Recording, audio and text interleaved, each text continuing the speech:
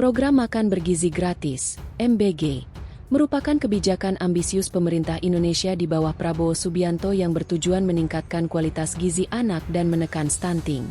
Namun dalam implementasinya, program ini memunculkan berbagai persoalan serius yang perlu dikritisi secara objektif. 1. Anggaran MBG sangat besar. Pemerintah mengalokasikan anggaran MBG sekitar Rp171 triliun per tahun untuk menjangkau puluhan juta penerima manfaat. Komisi Pemberantasan Korupsi, KPK, menyatakan bahwa besarnya anggaran ini memiliki risiko tinggi terhadap penyimpangan jika tata kelola tidak kuat. Beberapa analisis kebijakan menyebut bahwa anggaran ini termasuk salah satu program sosial terbesar dalam sejarah Indonesia. 2. Potensi keuntungan terpusat pada pengelola dapur. Model pelaksanaan MBG menggunakan sistem dapur umum skala besar yang dikelola oleh pihak tertentu, mitra, institusi, atau kelompok. Dalam beberapa laporan media, disebutkan adanya keterlibatan berbagai pihak besar dalam pengelolaan distribusi makanan, termasuk institusi negara. Skema ini membuka peluang monopoli atau dominasi pihak tertentu dalam rantai distribusi anggaran. 3. Indikasi dan potensi korupsi.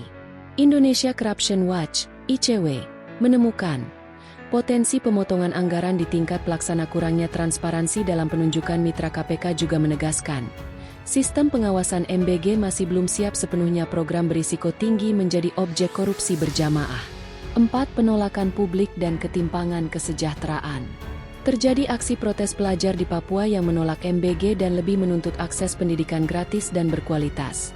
Beberapa kritik publik muncul karena kesejahteraan tenaga pelaksana MBG dinilai lebih diperhatikan dibanding guru. Kebijakan dianggap tidak menyentuh akar masalah pendidikan. 5. Kasus kualitas buruk dan makanan terbuang.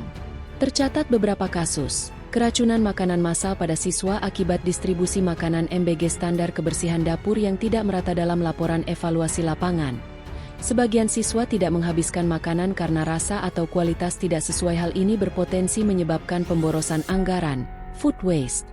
6. Risiko jangka panjang jika tidak diperbaiki. Berdasarkan tren program sosial besar di berbagai negara dan kondisi MBG saat ini, potensi yang dapat terjadi: pembengkakan anggaran tanpa hasil signifikan, kasus korupsi skala besar, penurunan kepercayaan publik terhadap pemerintah, gagalnya target penurunan stunting. Data dari lembaga seperti Komisi Pemberantasan Korupsi dan Indonesia Corruption Watch menunjukkan bahwa MBG memiliki niat baik, tetapi menghadapi tantangan besar dalam tata kelola, keadilan distribusi, dan kualitas pelaksanaan.